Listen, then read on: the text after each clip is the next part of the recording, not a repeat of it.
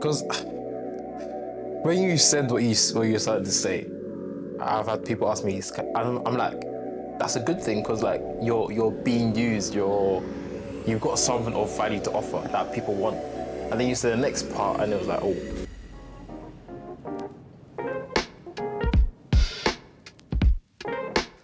Welcome. Clapton, how are you, bro? I'm good, man. Thank you for having me, bro. That was cool, man. That's not again. That was all good. That's not again. They're gonna think we're not friends. They're gonna think we're not friends. Yeah. That's very awkward. I kind of caught you off guard because I don't think you're expecting a handshake from me. No, I wasn't, but...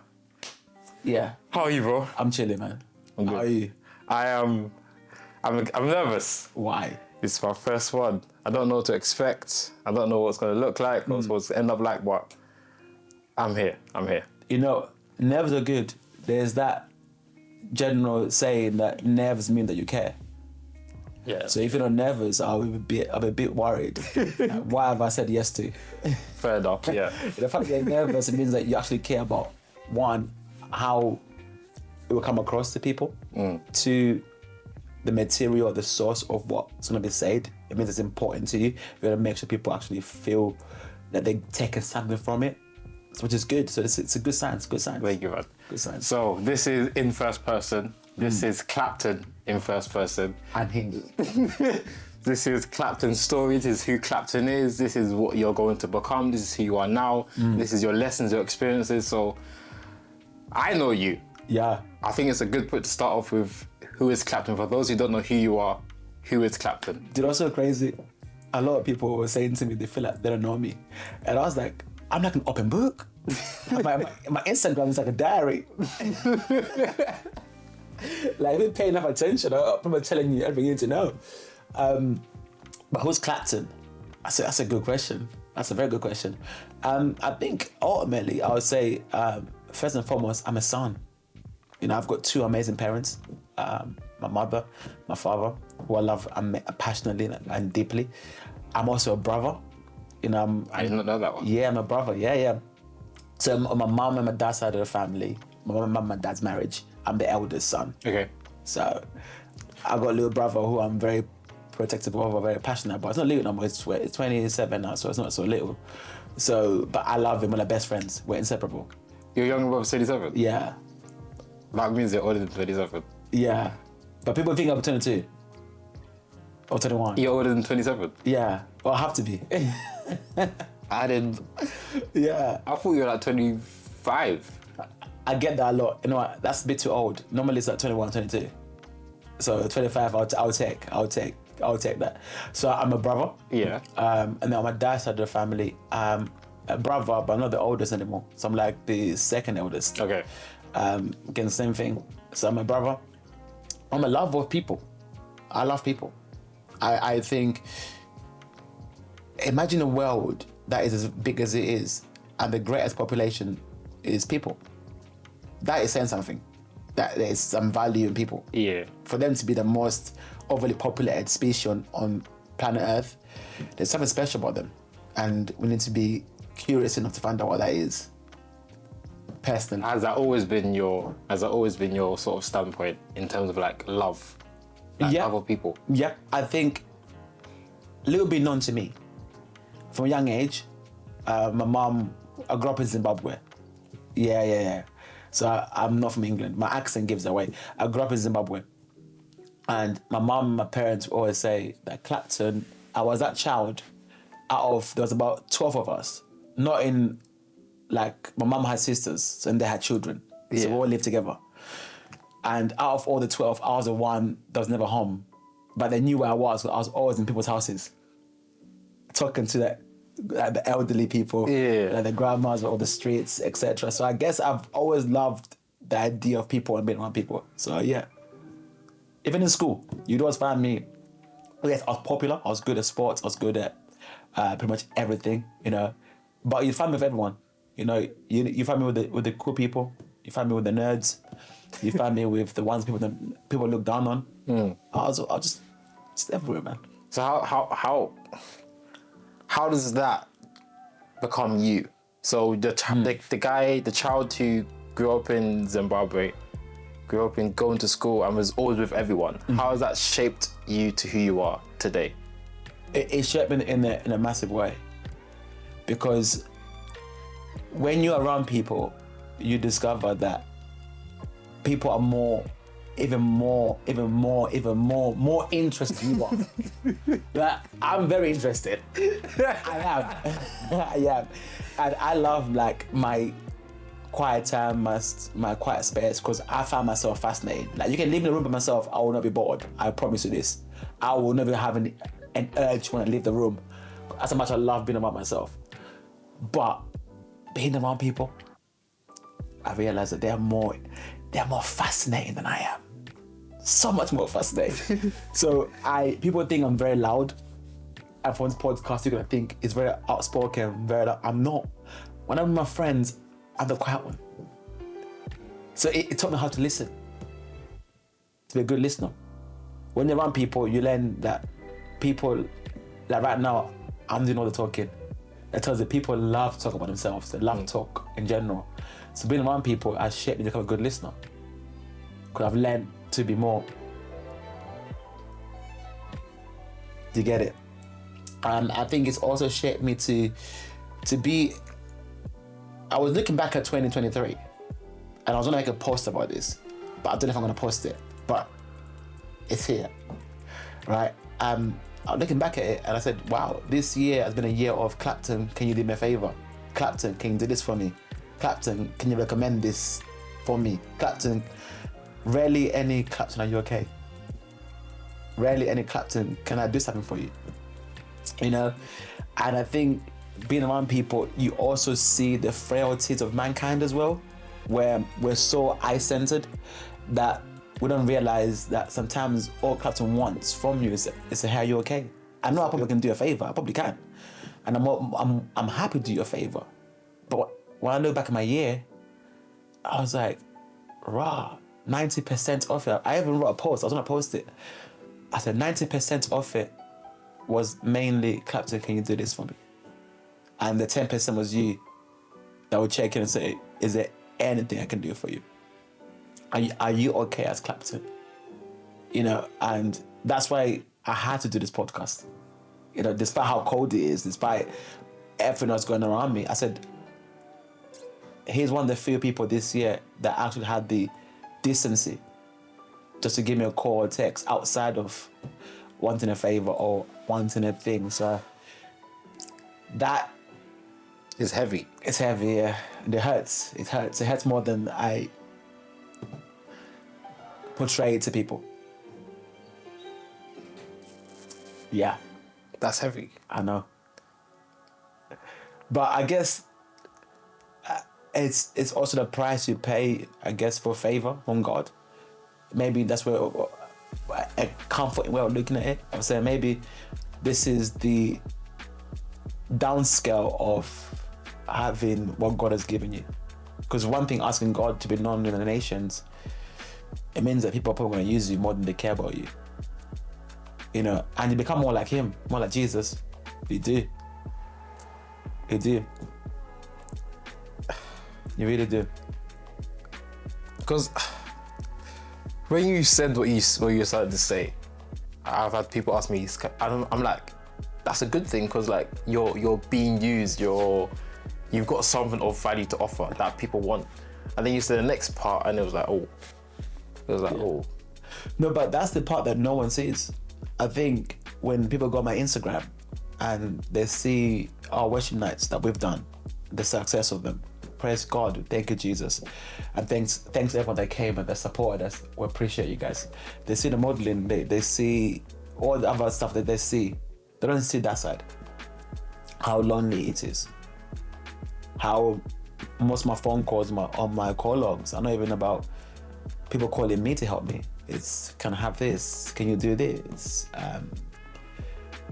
Can you recommend this? You know, so. Okay, how many of those people are you close with? What percentage maybe? I think even that I'm beginning to question. Because it's like, Is our value of our friendship based on what I can do for you more than who I am? So it's like, I think 2024 is going to be a year of questions, you know, and that's not to say that I will not do favors. If I can, it's in my will, and it's in my power. Of course I'll do it. But I think for me, it's been a reality check this year more than any other year, you know, where I said, wow, as soon as the favors run dry, they don't call you no more, they don't text no more, or they don't like your stuff no more. But it's like, you just kind of work that through with Jesus. But then ultimately, I always say, if I change, the devil has won. Because all he wants is to change my heart, to become a stony heart, a cold heart. So if I change If I change, he's won. So even though I know what's going on, it don't take away the pain of what's going on.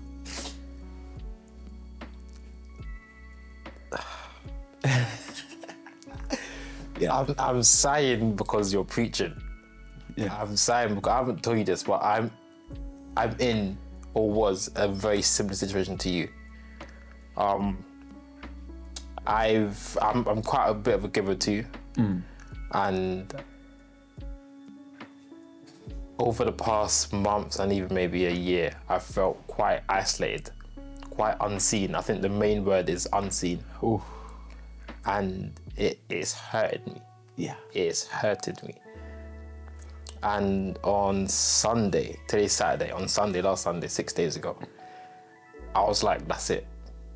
I'm gonna not become cold, but I'm gonna step back a bit. I'm gonna just sort of be myself. I'm quite outgoing, quite extroverted. I decided I'm gonna be introverted. I'm gonna keep to myself. I'm not gonna socialize too much. I'm not gonna check up on them too much. Maybe here or there. Yeah. And yeah, that came from a place of hurt. Yeah, it did. It does. And can I give you a piece of advice that my ex-girlfriend gave me? One of the best advice ever. I thank God for her life. She went to me, Clapton, never let anyone make you act out of character. My ex-girlfriend told me this, because no one can never make you act out of character. So the second you allow people to now make you change your DNA, you're giving them a lot of power there, my boy. It's a lot of power. And I always say to people, like, imagine how you're gonna feel when you finally give yourself how you normally give yourself to the right person or the right people group. Yes, it's painful. That's always my comfort. I say, you know what? One day I'll meet someone like Stefan. Yeah. Now I've met you. All that I've been through was worth it. Do you get what I'm gonna say? There's always a silver lining. Yeah, and also what I would say as well, got to backtrack to what you were saying. A lot of people will almost say, or trying to make you feel, to gaslight you, and they'll say, yeah, but maybe God is teaching you something. But I beg to say, maybe God is exposing I'm a bad friend. Maybe God is not teaching you something. Maybe God is showing me that I'm a bad friend. Because a lot of times when we hear people like you speak up about how you guys feel, we're quick to say, nah, but yeah, we get it. We're sorry you're going through that, but maybe God is trying to strengthen how you love. But no, as your friend here and now, I'm thinking, rah. That's on me. That's on me. That's on me. You know? So it's like, I feel like when people like you speak up, we then see where we're falling short as friends and as people around you. You know, you shouldn't have to stop going out of your way for me to realize that I also got to be there for you too. It shouldn't take you having to change who you are for me to, oh my goodness, why is Stefan no longer doing this for me? No. Relationships are one of my biggest words, whether it's platonic or dating or community, reciprocation. Everything has to be reciprocated. It cannot be one-dimensional. It has to go both ways.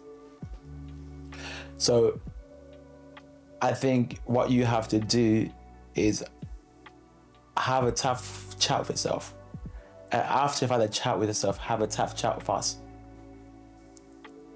and you can't go into a conversation sparing blushes or sparing people's feelings, because at the end of the day, you'd rather spare my feelings than kill yourself in the process. That's not healthy. That isn't. You really are a speaker, aren't you? You really are a speaker, aren't you? I guess. I guess so. But no, don't die till I say I've been. It's like that saying in when you're an air host or for example, let's say the plane crashes. They always say the first thing you do is Put your mask on yourself. So save you first, and then have the chats with us. It's gonna be uncomfortable, but those that love you will hear you, make the rightful changes, and also know that some people are just some people, and it's good to let some people go. As much as you love them, it's good to allow them that license to. If God allows you free will, hey, give him free will. So we've spoken about your year and how everyone's asked you for favors, but how has your year been besides that? Incredible.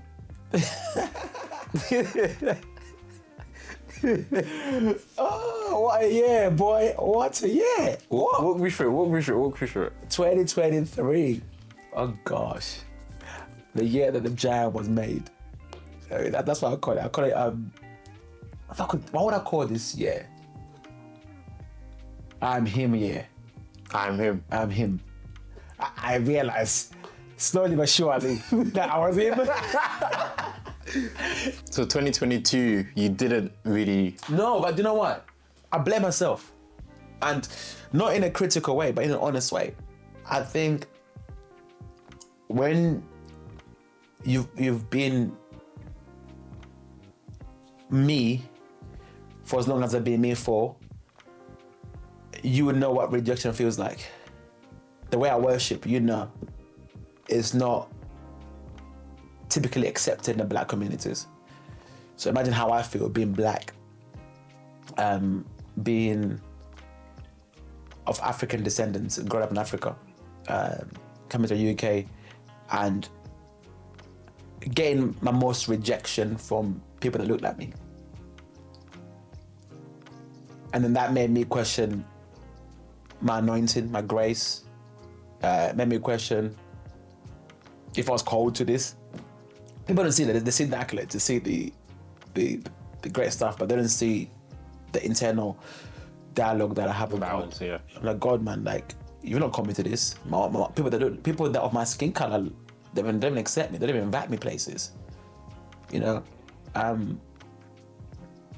then 2023 came. Yeah, it came. The year that God, the name that God gave it to me was that the year of the unexpected glory.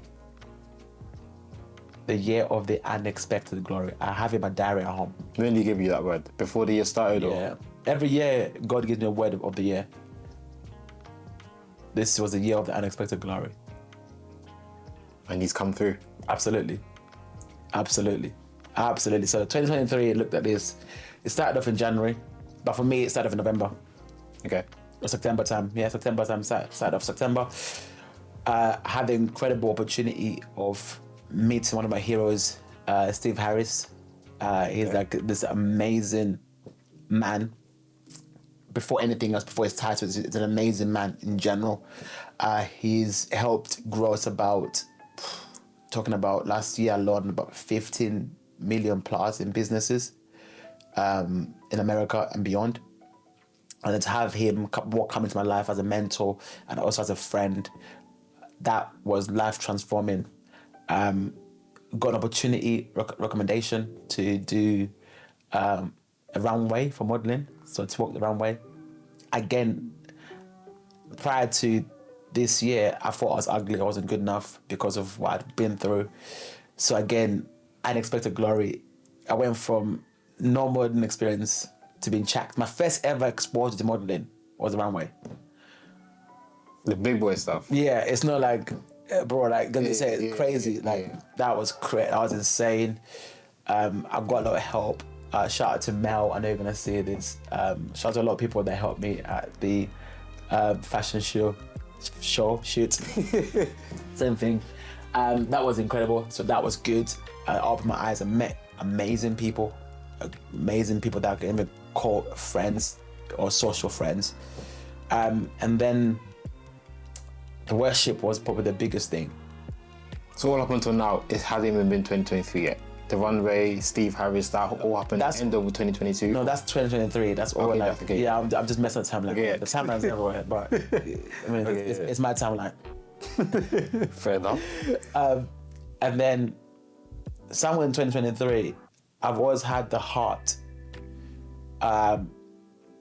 to host worship nights or music nights. For those that don't really know what that term means, it's a room full of Christians and believers who sing to Jesus, all that amazing stuff.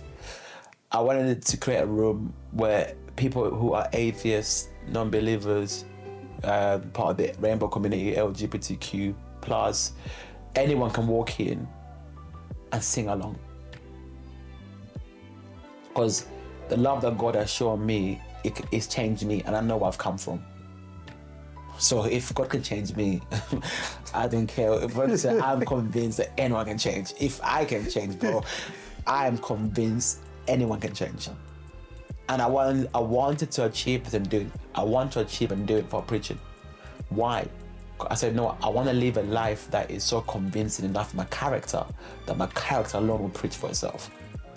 Because Ed Sheeran never preached to me to listen to music. Pop Smoke, may he rest in peace, he never preached himself to me to hear his music.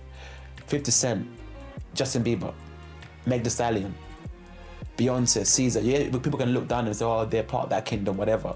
No, but they've done something so excellently, or who they are is of so much curiosity that people recommend them to me without me being in the same space as them. So I wanted to live a life like that. I was like, cool, God, work on my character. No, there were times where I didn't do music or worship for about 3-4 years. I moved myself from the stage. No one asked me to, not even God. I just saw what people can become by being on the platforms. They don't greet people in church. Because they're on stage, they believe that I don't know what they've become. Yeah. But it's like people down in the audience are less than. So after the stage, they don't go and say hi. They don't go hug people. Greet, they don't. And I saw that. I said, whoa. I said, not me, boy. I said, Lord, time out. I'm taking 4 years out, yeah? 4 years out. Look, do no worship nights. I'm not doing no singing. I'm not writing no songs. I'm just going to stay in my room with you. Remove anything in me that is like that. Because it's easy to point a finger when you're in the audience. But then when you're on stage. So I knew right now it's easy to perceive the error because I'm not there. But I'm not waiting to get there to correct that error. In fact, I know the error, it's in me, it's just not exposed yet. So God, don't call me on stage until you removed it. So when everyone, like this year, to call me new, it's offensive. It is. Because if you knew the price it took to be new, you wouldn't say what you're saying. I could have been here 5 years ago. I could have been here, because I was part of one of the most biggest church movements in the United Kingdom. But I turned it down. I was still in the church. I just moved myself from wherever could see me. I like to think I'm quite aware of myself. I'm quite self-aware. Yeah. I like to think I'm quite knowledgeable of my tendencies, my behaviours, etc. But what you just said you've done all kind of different level of awareness and humility, whereby you can see someone else's error and know that error is within you, but it just hasn't come out yet. Yeah, it's there. Where did that come from? Because I don't think you don't just passively just develop a level of self-awareness like that. I think I'm a very honest person with myself. I am. I think it came from reading the Bible. There's a trend that I noticed with men and women. I said, oh, okay, fair enough. I ain't gotta be David to learn from David. I ain't gotta wait to see Bathsheba to kill someone. This girl. I don't need to wait for life to present to me that situation to correct a potential threat within myself. Even if I never get an opportunity to see Bathsheba, I want to go and train in the boxing ring to make sure that if one day ever comes across, I'll win. That's what it was. It was like I might never ever be exposed or be tempted by these things, but like 0.1% chance that I could be risking it. I'm not risking it. Because I'd seen the people that I look up to in worship, in music, eventually when their gift is no longer gifted anymore, you hear their character. And I refuse to be another stat for the devil to use towards divorces in the Christian world. I refuse to be another worship leader that non-believers can look at and use as a tool to discredit God.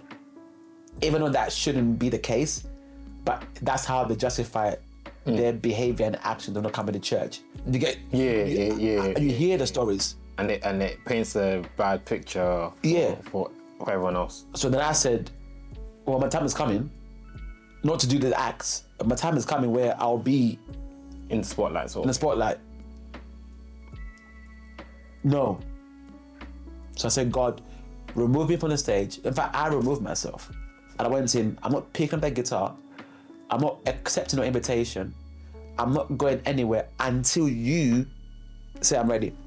It was then I went to church at Elam, and prophetess Jessie Green from America, she went to me in front of everyone. Hey, you, sing. No one in the room knew I could sing. She had no idea who I was. She gave me a mic, and the first thing she said, I know you don't do this often. How did she know?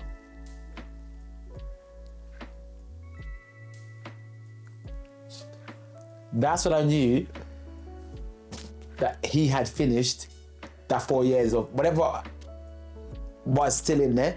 I knew that was him saying, green light. You can now pick up the guitar. You can now slowly, and that was like last year. That was last year. Yeah. So only now I've done worship nights. So what's been the delay then since last year? You've got that green light from God, but only doing the worship nights this year. The delay has been the right time, the right place, the right people. Okay. The right time, right place, right people. That's what you need. Like I said, I'm black, and my worship style is CCM. That's contemporary Christian music. So I play guitar because I'm named after Eric Clapton, so I'm just leaving off my name. So sorry, I couldn't name it.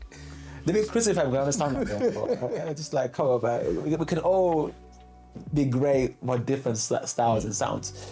So I said, God, you give me the sound, and I think all God was doing was repositioning me to the right audience and the right people.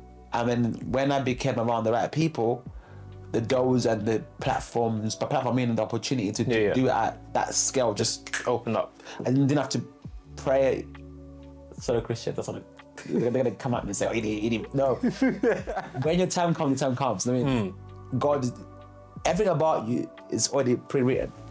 There's nothing anyone can do about it but you. I can change that. So when I begin this, one thing about me is I believe in prayer. I'm a prayerful man, but I believe in observation and knowing when God is moving. I've observed him enough in the wilderness for 4 or 5 years of me and him alone that I know his behavior to a degree. So when I saw a specific French relationship change, I said, that's my sign. Or I'm always in this particular room. When I'm in this room, I'm being asked to do something by a specific man of God. That was my sign. That God said, hey, come underneath here. I need you serving underneath here. And everything that I did was never, I was serving so I can get an opportunity to host worship nights. No, I was just doing it because I love Jesus. There was never, I'm going to serve in this church, so after 6 months or 6... Like a game plan, you never... No. Most of the times I've been asked to do something in church, I didn't know. Just spontaneous, just... They tell me, hey, open up service. I'm like, huh? Hey, introduce on the guest pastor or the guest prophet. I'm like, huh? So To anyone listening that's young, forget strategy. Have a clean heart and pure hands, and God will open doors for you. So yeah, so this is the right place, right time, right people. And then I think this year I finally found my people.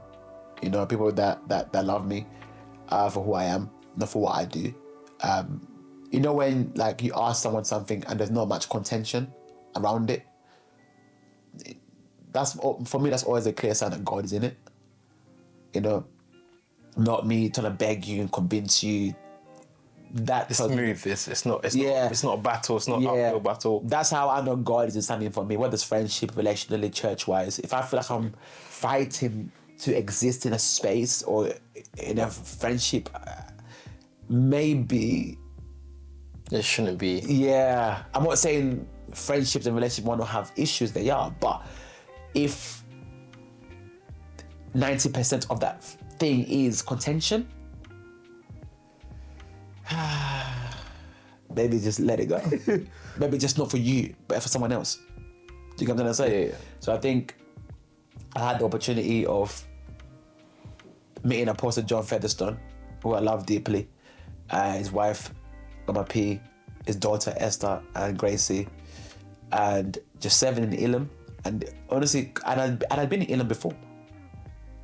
I'd been there before. But it was never a thing of... Is that the one in Wimbledon we went to? Yeah, we're watching now, yeah. So it was never a thing of like, oh, I'm doing this to get this or to do that. I was just simply, I love them. I believed what God was doing in the midst of them. And I said, okay, cool, God, where can I help?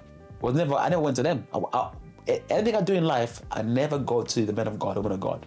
I always go to God. I say, God, how can I help that person? And God would tell me, and I'll just come do it. Or when they asked me, Clapton, can you help with the toilets? Yes. I asked God. They came a week later, I said, can you help with the toilets? I'm not asking why.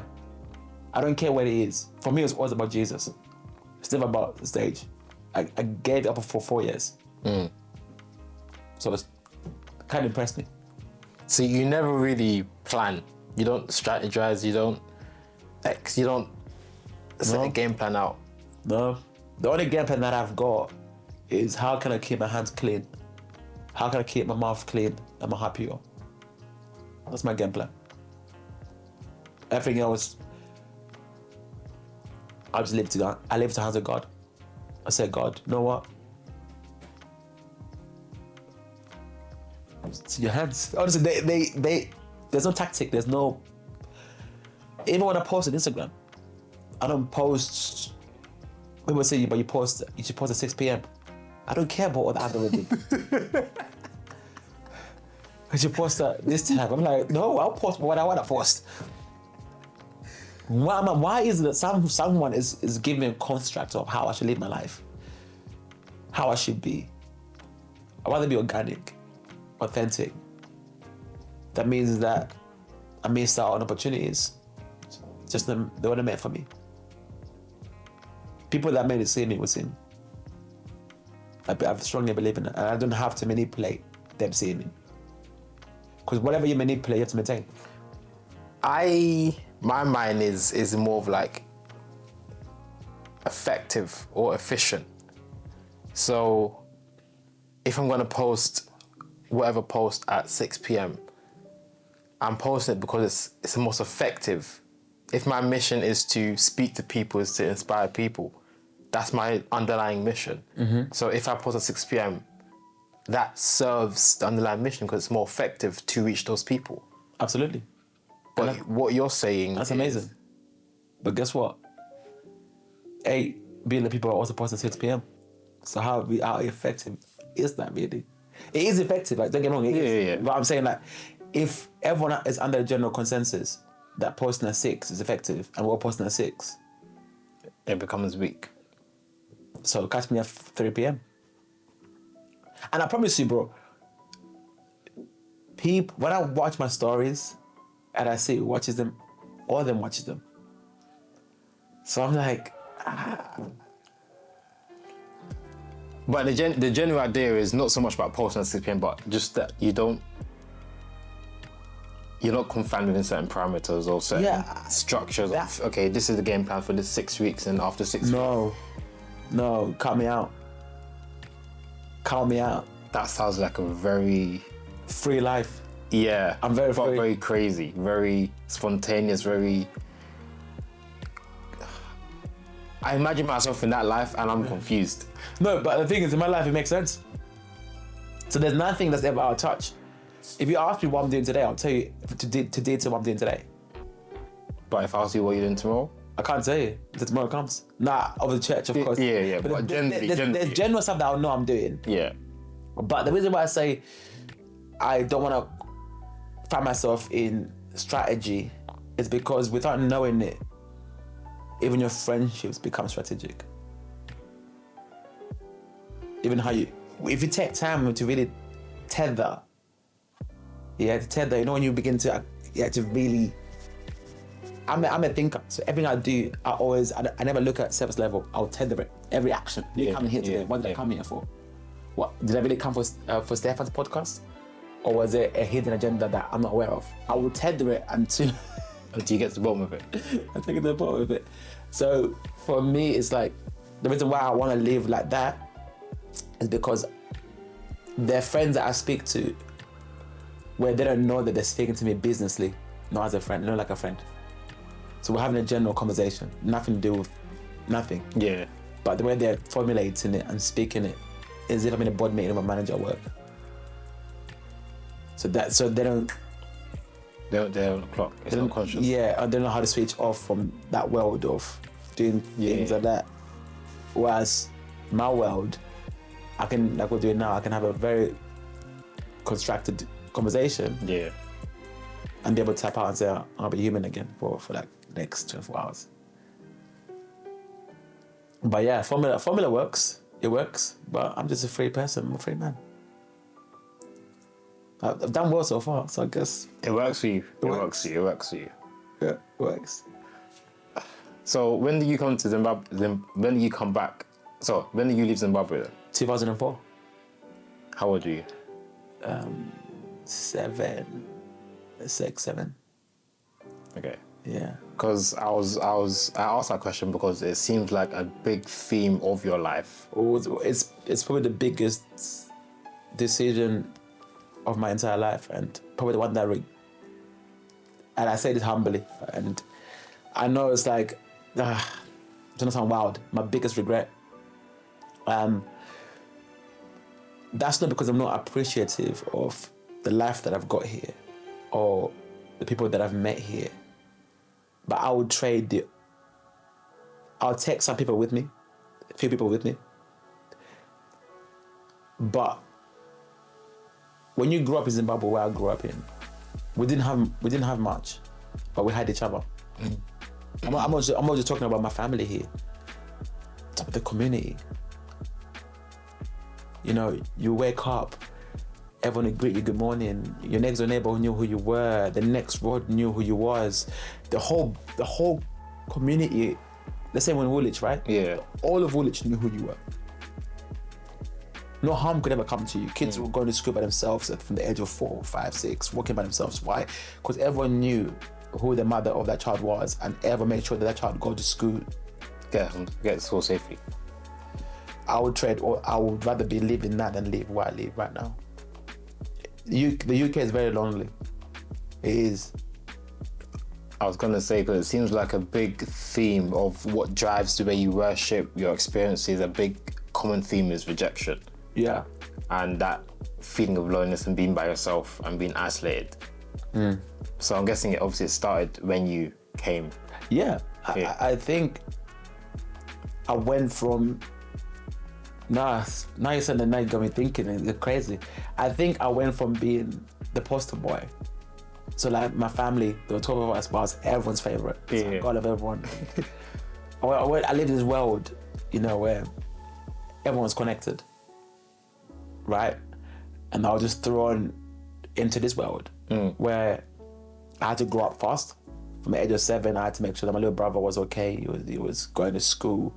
His clothes were ironed, eaten, because my mum didn't work and help. But I feel like I became an adult from a young age. And then I was too black for the white people and too white for the black people. So I never really So that's why I'm just free, because I had to be everything to everyone, because there would never be a specific demographic you always find me in, because I was too much for that one, or too little for that one, or too little for that one. So I was always floating. I was always that makes sense. in a sphere. And then in church, my worship style is very contemporary. It's not yaba. So that, man, I never fitted in. I never got invites, even though God can argue and say, but Clapton's anointed. People knew. It doesn't sound like it was hidden. So there was that. And then it's like, cool. The only person that accepts me is Jesus. So when I worship, I go all out. Because I couldn't care less what you lot think. Because if I cared about you lot, thought about me, by now I would have changed to become like you lot. And I haven't.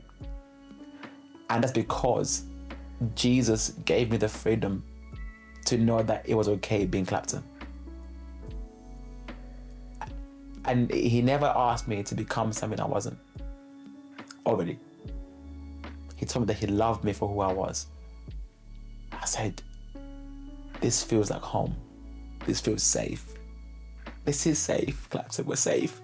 Finally, we found where we belong. And it wasn't with anyone else? Jesus. But so would you say your relationship with God, with Christ, is my most important relationship that I've got. It was catalyzed by having no friends, or by... But never fitting in. So of all the things he is, all the things he is, the one thing that's been the most to you is a friend. A friend and a father. My most two inconsistent people of my life. Parents and friends. He became them. And he's very good at it. Very good. So that's why when people see our worship and they get at me for being too passionate or too expressive, I would say, if you maybe sat down with me for coffee or tea, maybe you would get it. Maybe you cut me some slack.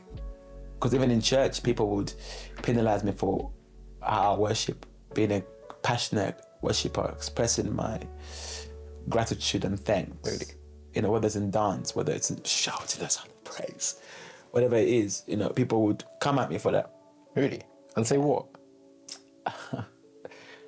Like, if it wasn't for one of my first ever pastors, Dr. Brad Norman, and Pastor Bianca Lino, or Healy now, she's married now, you know, they had to create a section in church where I could worship freely. Serious? People were complaining he's too passionate, he's too loud, he's too... What does that mean though? If I knew, I'll tell you. So Clapton was too passionate. Yeah, so even in church, I'm rejected. So it's crazy. My life is crazy. It's crazy, boy. It's crazy, man. It's crazy. So that the very place I thought maybe I would finally fit in or whatever, I probably face more rejection in the church than I have in the world. I probably explain why I've got more worldly friends than church friends. I couldn't name you about 3 or 4 church friends I could probably say my friends. I'd probably say, people would say ouch and hear this, but I think me being honest, I have a lot of acquaintances or a lot of people that I know, but none of them really know me. But I've got more worldly people that really know me. That bothers me. Because I know it's not just you. What?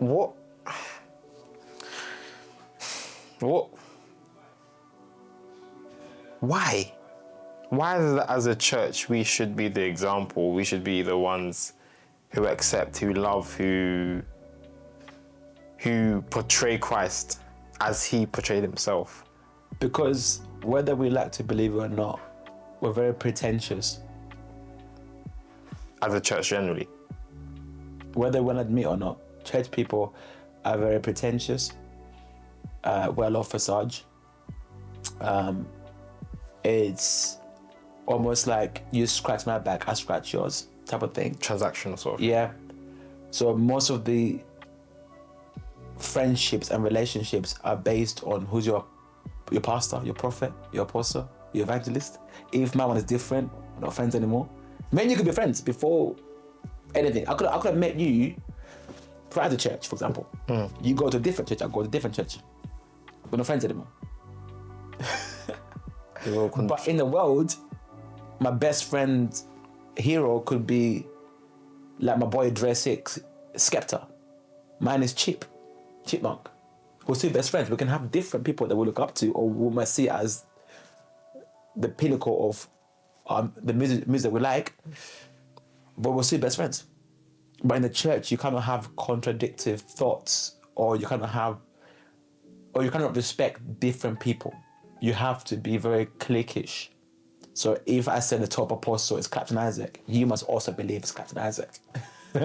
So the church is I wouldn't call it, I wouldn't use that word I was gonna use. But the world looks more like what the church should.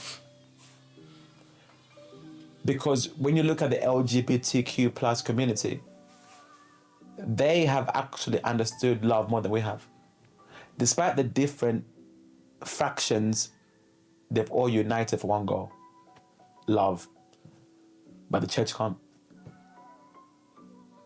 That's deep. If the kingdom of darkness can understand the power of unity, despite having subsections within a specific You're preaching. You're preaching. mandate, but they can come under objection, under submission to a superior vision, which is love. Why can't we? Why can't we, the church? We're quick to throw stones at the LGBTQ plus. I think we should applaud them before we throw stones at them. We could learn one or two things from them. Imagine you got the gays. The gays don't believe what the lesbians believe. The lesbians don't believe what the gays believe. The trans they all have different, at the core, different belief systems, but they all became subjective to one common goal: spreading love. But the church, we fight daily, we oppress each other daily, we cancel each other daily. I find it fascinating. Church politics. I can't worship with that person because my pastor's upset with that person. Or I can't be friends with that person because what? But we don't talk about it. Those are the skeletons in the church that we hide behind anointing and grace. I think what would happen if God for a moment did not allow the shadow of his glory to fall on all of us and we really saw the church for what it really is? Would you invite your best friend to church that's not saved? I know I wouldn't. The only times I invite my friends to church is when I do stuff, because I trust me to a degree. I don't want to invite my friend to church and someone hurts them, and that's on me. So I think maybe the lack of people coming to church is because the people that can invite people to church, like myself, i.e. or e.g., I don't feel safe. I don't feel safe. What do you mean I want to bring someone else who has no idea or context on the faithfulness of Jesus? Oh my God, no. Crazy. That's crazy on me. So yeah, that's why I believe that the world is what it is and the church is what it is. They're more honest. In the world, can we be honest about it? My worldly friends, they don't spare my blushes. They don't spare my blushes.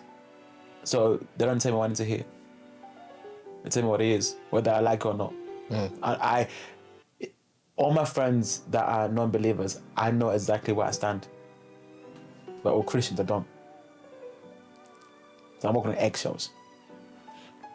Because Christians will tell you one thing and bend your back to another thing.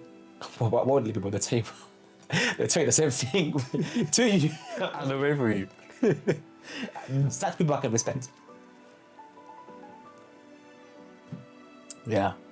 So I guess rejection has fueled my passion for Jesus and my passion for people. So I guess I'll do all over again. Yeah. That is some... I was not expecting this.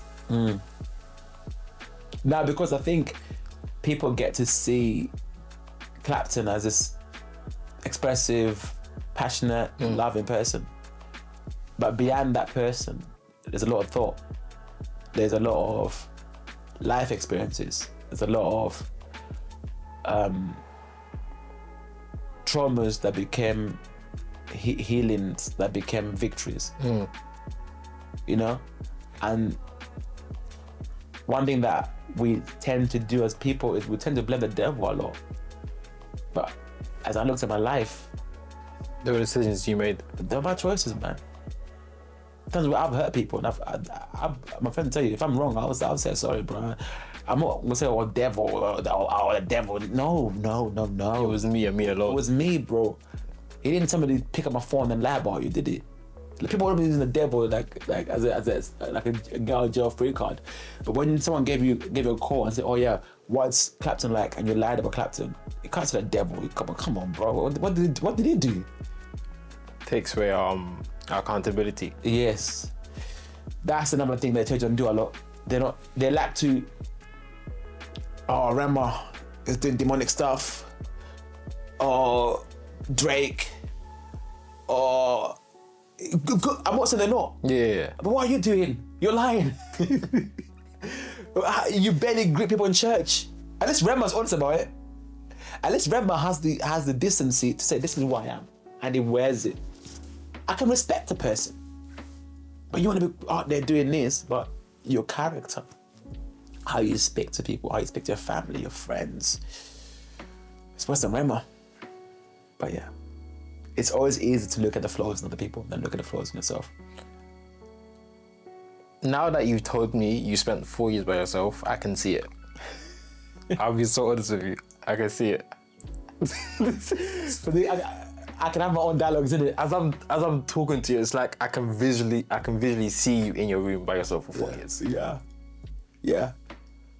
Great time. I'll do it again. No, but I would say this to anyone that's listening. You are more interesting than you think you are. You as a person. When you spend time to really question, what would someone, a God who's without reference, but there's a lot of references. No one can trace him, but it can be traced. Yeah. It's crazy to think about that way. He chose to come and die for you. Think about that. Forget about sin. Because I know we like to talk about sin a lot. No. It was more than sin. He loved you. The idea of you being away from him, he couldn't fathom. Think about that. The idea of being, yes, he dealt with sin, but that wasn't what it was about. It was about spending eternity with you, not sin. He could have dealt with sin in another way. But it was like, I love you. You're so intriguing to me that I want to spend all eternity with you. But yet we don't spend time to inquire about ourselves to God. What is it you love about Clapton, God? I love that you got a big mouth. And I know whenever I take with someone, you're going to talk about me anyway. That's why I love you. I love that you're unhinged. but get to say, this is what I discovered he likes about me. The very things that I thought I didn't like. We're shameful, we're guilty of. It's the same things he loves. He loves. So if there's anyone listening, the most important thing is to find out about you. Take time, sit down. It's not going on Instagram and just sit down and just think, God, what do you love about me? Allow him to tell you. And some things are going to be uncomfortable. I love how you speak, Clapton. Really? I speak fast. No, but I love it. Accepting my singing voice was a challenge. But God loves it. Remember, the first time I sang to God, one of the first time I sang to God is my room. Not first time, but for make it more dramatic. I got my guitar. Now I can sing. Before grace. I got my guitar. I stood up. I just started singing this song on my guitar, a spontaneous song. As I stood up, God stood up. Before I knew, I was in a court of heaven. See all the angels, the elders, everyone is there. And God went to everyone, be silent. My son has come to worship me. said, what? I couldn't sing. I couldn't keep a key. It healed me, bro. I couldn't keep a key. Nothing. He silenced the angels, the elders, the cherubims to hear me. He stood up. When the king stands up, that's I mean, he stood up. He said, everyone, yo, time out. Let's come to worship me. That's how amazing you are to him. He silences heaven. Whenever you say, dear Jesus, before you get to the us part, it's always silence heaven. He's like this. What has she or he got to say today? And that's the person you silence every day. God silences heaven to hear you. And you silence yourself. I'm not good enough. There are people better than me. Well, people say they want to sing like angels. So if God is silencing angels to hear my voice, who am I now to silence me? You get what I'm trying to say? So those 4 years, they helped a lot. They helped me to know through all He's all that I've got. And for me, it's not just a figure of speech. It's the honest truth. He's all that I've got. It is. How can I, like, one of the biggest things that I've struggled with was lack of support. You know, someone that supports other people. Not that I ever do it with intentions of Receiving. I told you I don't do it for strategy, just do it because I want to do it. And I feel like doing it. And I do 50,000 streams in 15 days with no support. Maybe 1 or 2 or 3 people I can name on my hand that promoted it. Now you see what this God thing is personal. How have I ended up here? You've heard my story. You've had the lack of support, not being accepted in the black community because of how worship is different to the black community. Not getting any retweets or reshares or any congratulations or well done. But How are you? How are you? Yet I ended up at Runway modeling for the first time. I ended up doing 50,000 streams in 15 days. Worship nights, they're both sold out, respectively. One was 100 plus people. Other one was in the room that we're fully packed. To be friends, people that people look up to. I won't say names because people start dropping names. Dance ball. Make it happen. Make it happen. Yeah. Being friends with the likes of Dante Ball, all these people that are prominent figures in the world. How? God, Jesus. Clean hand, pure heart. That's the formula, no strategy. If I can give anyone a strategy, just listen to this. Your strategy is clean hands, Pure heart. and a clean mouth. That's it. Yes, do the other courses you want to do. Let them be like cherry on top, but they shouldn't be the foundation. The foundation should be clean hands, pure mouth, and pure heart. Because if I can make it this far, 2024 is going to be crazy. The announcement I'm excited about 2024, when you don't hear this, I pray and hope what I'm about to announce has not already been announced. Then you'll be like, no, maybe I should listen to this guy. I got this far, not because I'm a good singer. There are people who are better singers than me. I'm a good talker. I can talk. I'll happily say that. But singing, modeling, the stuff that I'm excelling in, You shouldn't be excelling it. I shouldn't be there. I shouldn't be there. I'm not being humble. I can speak well. I can host a room well. I will tell you what I'm good at. But the stuff that I know that On paper, you shouldn't be. Why?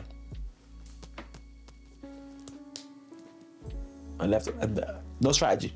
My strategy was do everyone right. Even if people never thank you.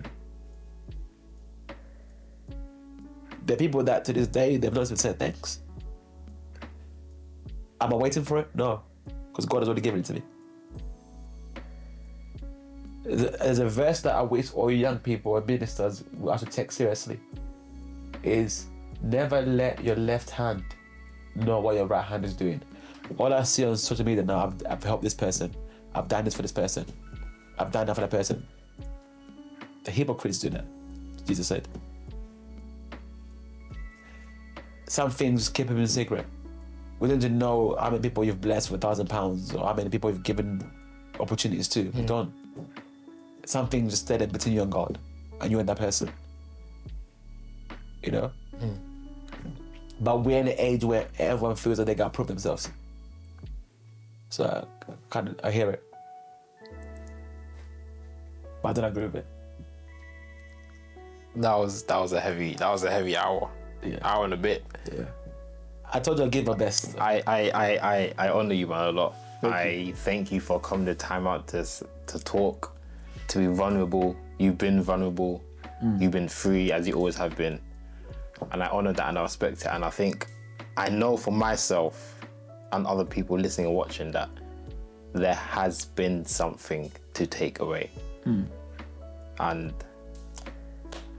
I'll be honest with you, I'm speechless. I'll be so honest, because as I'm talking, I'm still thinking about what you said an hour ago, 10 minutes ago.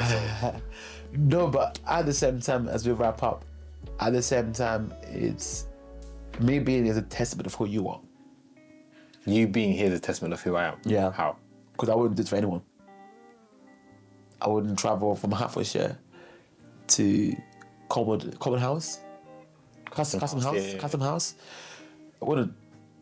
Especially in this weather, I wouldn't. So it's a testament of who you are. I think you gotta give yourself as equal amount of credit as you give us. I look at you the same way you look at me. You know, so it shows how much of a great person you are. You know, you've sacrificed a lot. And the people don't know this, when I had the 2 worship nights, God sent you randomly through our brother Marlon Moore. I didn't know you at the time. Marlon was meant to come by himself to do the vocals. And then I didn't have a drummer. And then he brought you. And Marlon didn't even know I didn't have a drummer, because the drummer dropped out last minute. But I didn't tell Marlon this.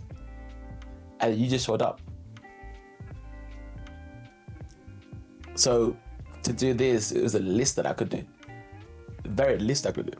Thank you, man. So I thank you. No, I should thank you. You've made my 2 biggest nights successful. And I thank you for that. And I honor you for that. I just pray that and hope that this podcast platform that you have and the other great stuff you're going to do this year and next year to come, they just take off. I think it's time for good heart people to start winning. It's time. So yeah, thank you. Thank you, bro. I love you, man. Love you too, man. Thank you. That's it. Yeah.